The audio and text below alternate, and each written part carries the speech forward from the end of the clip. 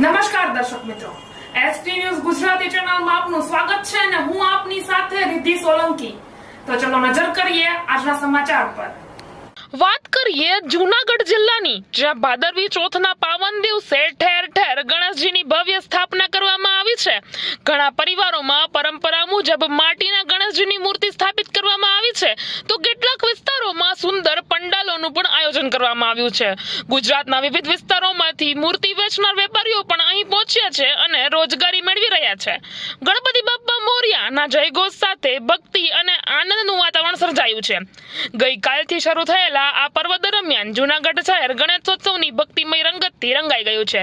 Press reporter Paresh Sharma સાથે SD news Gujarati, Junagadh.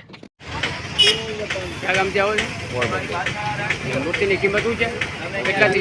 મૂર્તિ પ્રમાણે હોય, કેટલાથી કેટલા સુધી હોય?